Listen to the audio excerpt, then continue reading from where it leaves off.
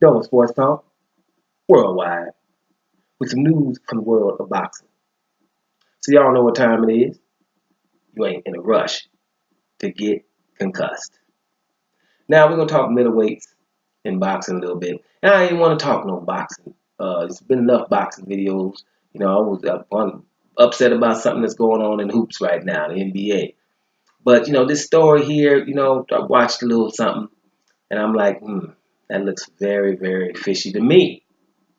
Now, America, we have a show called First Take. It's a debate show, original. First Take, we love them. Stephen A. Smith, Max Kellerman, used to be your boy Skip Bayless. They over there now. They got their own show, similar show called Undisputed. Debate shows.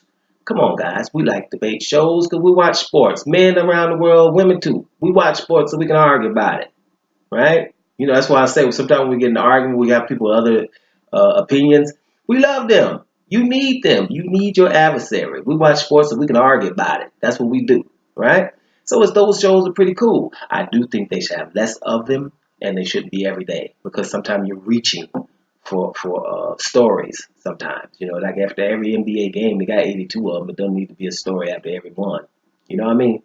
But okay, But First Take, has been on my radar for a while, and I'm gonna tell you since Golden Boys and these racist emails.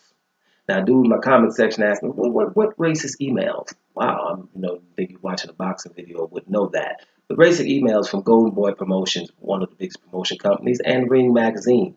Ring Magazine is considered to be the boxing Bible, right? So you have these two having a dialogue on emails and calling Al Heyman, the head of Premier Boxing Champions, the N-word and Black Hitler, among other things, just because the man's bringing free boxing, right? And because he's signed over 100 boxers to seem to be happy with him when other ones got 3 or 4. So, it's just a little bit of jealousy, whatever. But he was called the N-word. These emails were out. Everyone knew about them. This wasn't some kind of inside story, right? And so Oscar De La Hoya has never had to denounce them, ever. And my issue was, well, he was on First Take at least twice for the Chavez Jr. fight and for the build up to the Golovkin fight. And there was an opportunity. He lucky they were sitting there, and somebody with some backbone didn't matter. But you would have had to write me in sick because there's no way that he would showed up there and wouldn't ask those questions. Those are pertinent questions, and you would want him to want to address those without nobody asking them. First of all, good morning, everybody. But let me do something first. Let me distance our company from something like that. But you know what? He doesn't have to. It's only America. We know what time it is here. We know what time it is. He does not have to. Still to the day hasn't had to at all. So, my man, whoever he was, that's your answer. Those emails. Those are huge. Doesn't have to do anything about it. So, watching the show today, I'm looking at their behavior when they find out that Canelo has been popped for clenbuterol, right? He got caught.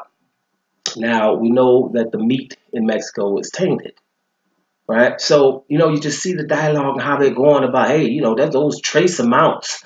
Let's not mess with this May 5th fight. This is the one. I'm going to be there. Shoot, Oscar De La Hoya and them, they're going to handle this. There's no problem. It's going to be, So I'm like, okay, guys, first of all, that's why people think this is the biggest fight for stuff like that. That's why. That's why. There's not that, when it's come like Golovkin rematching Jacobs, wouldn't you like to see the same, enthusiasm for them saying that? That would help people say, yeah, well, let's watch that again. That was close. That was closer than Canelo and Golovkin, right? But we ain't mentioning that with the same enthusiasm. And for me, something's up with that.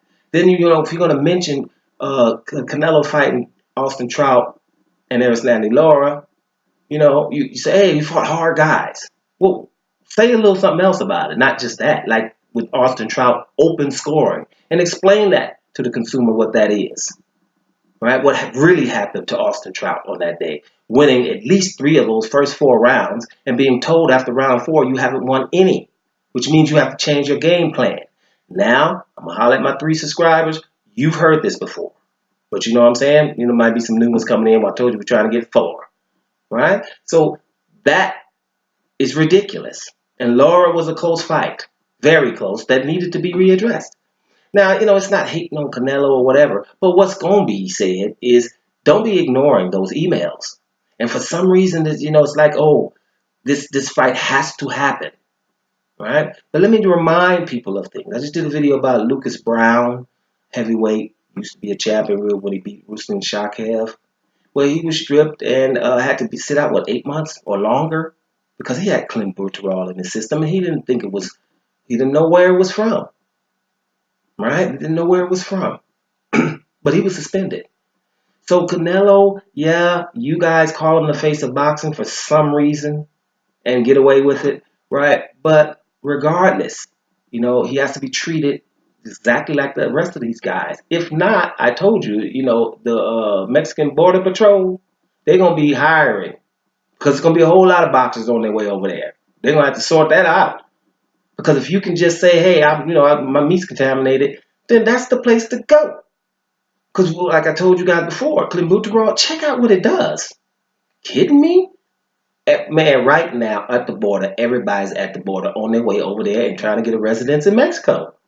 This is what's going to happen if they don't address this a little bit more diligently, right? I hear they are. They're starting to because they have to now. But I'm just saying, you know, I don't like to even call out programs and uploaders and stuff like that. I don't like to call out and shout out and all that stuff, right? But First Take is suspect. As much as I like it, I watch it, obviously. You know, not religiously, but a lot. You know what I mean? But when it comes to this Oscar De La Hoya Canelo thing, they act weird.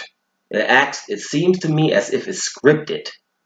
And I'm going to be honest with you. It looks scripted. There's no way that people in the know, knowledgeable people, just won't say certain things on TV. You're going to act like you didn't hear about those emails. And you guys are not. You're in the know. How can some dude with 3 subscribers know more than you guys? You kidding me?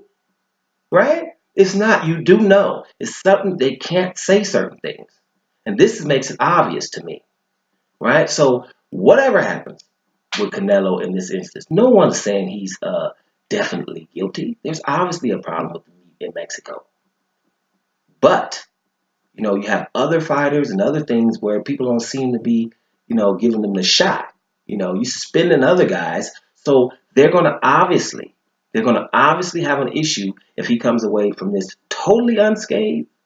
Man, there's going to be a little outcry amongst boxers, not amongst the consumer, because the consumer wants the Gennady Golovkin-Canelo fight. Well, most of the consumers, right, the ones that don't really know about all the other fighters, the ones that act like they didn't see the Daniel Jacobs fight or the Kell Brook fight, because you know Stephen A. Smith he said, "Whoa, you know Canelo fighting the monster in Golovkin." Yeah, but he fought him after. Is he still a monster after Jacobs? Was he still a monster after Brooks and Jacobs? He looked vulnerable, right? He was a monster before then because he was fighting 154-pound guys. And he used to fight his mandatories. You know, Dominique Wade, get me a mandatory, undefeated mandatory. Now the mandatories mean nothing. Charlo, they don't want to go no near him.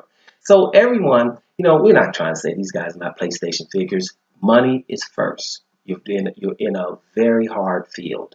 They need to get paid. Everyone knows and understands that. We can't just be talking about, hey, fight him. There's other things to be considered, right? The problem is, though, when you get these titles of being the best middleweight for 25 years, the most dangerous and the most avoided guy, then you're going to be judged as such. And Canelo as well.